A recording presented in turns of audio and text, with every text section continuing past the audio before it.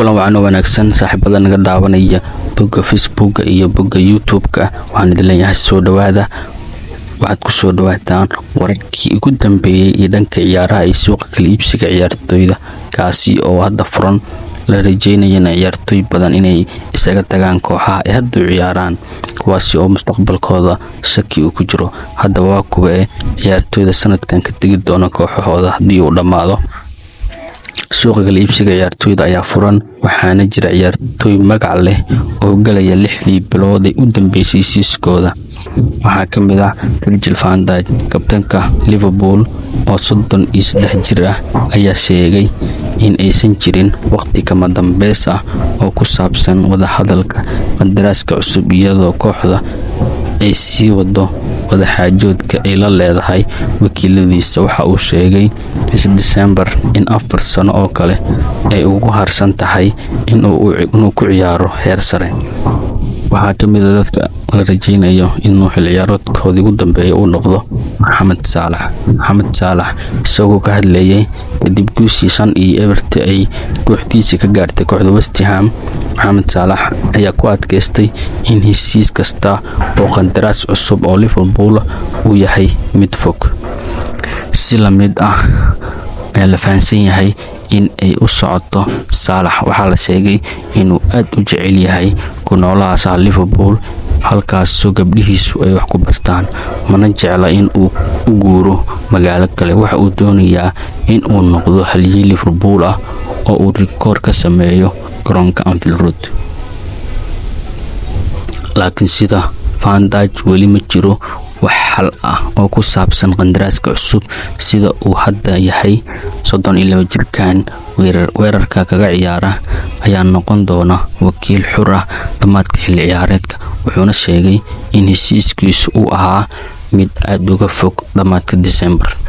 sidoo kale waxaa ka mid ah ciyaartoyda Jorginho, ciyaaryahanka khadka dhexe ee Arsenal oo 33 jir ah, ayaa saxiixay wax lagu tilmaamay muddo gaaban oo dheeri ah xagaaga, laakiin ma jiro wax war ah oo ku saabsan mustaqbalkiisa oo intaas dhaafsiisan.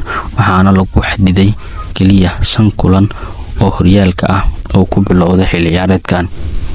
Thomas Partey ayaa ka mid ah ciyaartoyda xilli ciyaareedkooda ugu dambeeyay laga yaabo inuu noqdo, isagoo ku sii dhawaanaya dhammaadka heshiiska 5 sano ah oo uu saxiixay kooxda Arsenal markii uu ka yimid kooxda Atletico Madrid, isagoo markaas ku yimid qiimo gaaraya 45 milyan.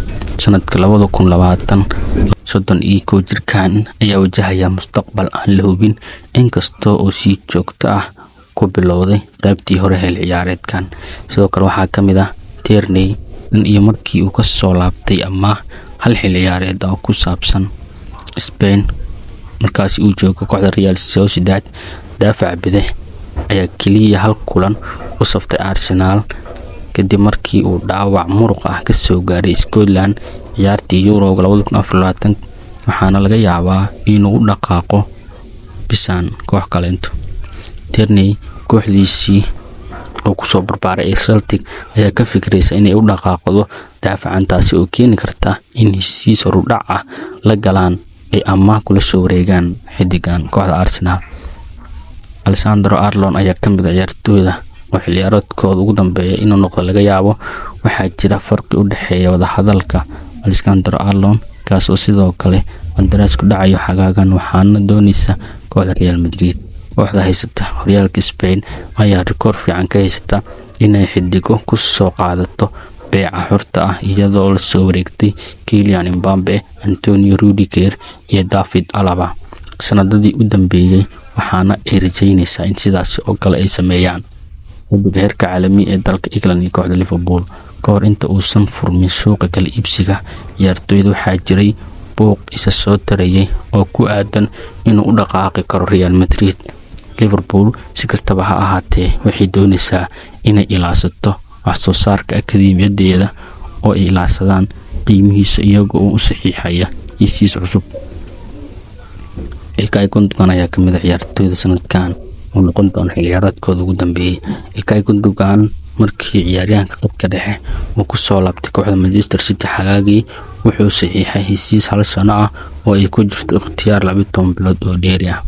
iyada oo ay kooxda ku dhibaatoonayso haatan amba ay xaalad xun ay ku jirto, iyo qirashada Pep Guardiola ay ah inuu dib u dhis ku sameyn doono kooxda Manchester City.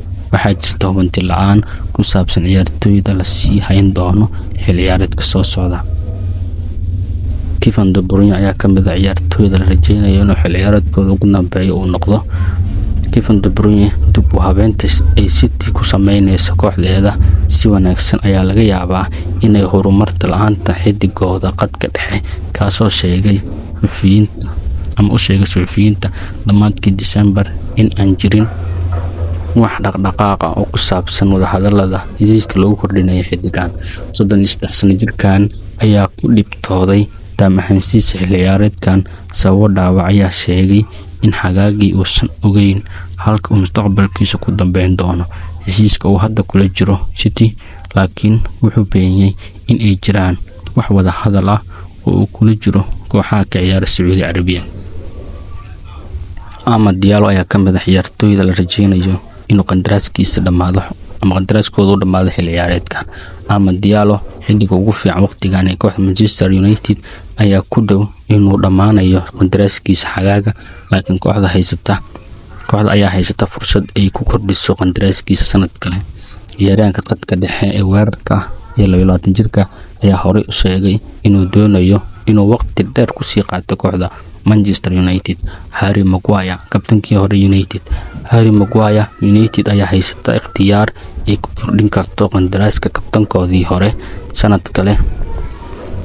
31 sano jirkaan ayaa sheegay in wadahadallo wanaagsan laga yeeshay heshiis kordhinta kadib markii Erik ten Hag uu ka xayuubiyay xubinnimadii kabtanimo. Waxay u noqon doontaa sheeko soo laabasho cajiib ah daafaca dhexe haddii la isku raaco kordhinta heshiiskiisa. John Evans ayaa ka mid ah ciyaartooyda sanadkan u noqon doona sanadkooda ugu dambeeyay heshiis waqti gaaban. Uu daafaca rugcadaaga ah uu dib ugu soo cesanayo damaanadkiisa xilli ciyaareedkan ka horeeya ayaa noqday 2 sano oo uu joogo Old Trafford.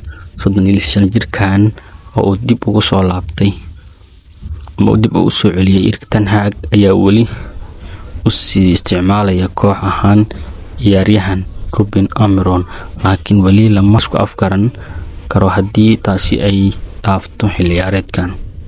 Christian Eriksen ayaa ka mid ah ciyaartooyda sanadkan la rajeynayo inay kooxda ay ciyaaran ka tagaan. Ciyaaryahanka qadka dhexe oo 33 sano jirsan doona bishan February ayaa ka mid ah ciyaartooyda yar ee United oo aan heshiis ku jirin loo kordhiyo ikhtiyaar ay kooxi haysto oo ay ku kordhin karto sanad dheeraad ah. Ciyaaryahanka qadka dhexe heerka caalamiga dalka Denmark ayaa horaantii xilli ciyaareedkan sheegay inuusan wax wada hadal ah la yeelanin kooxda. Victor Lindelof,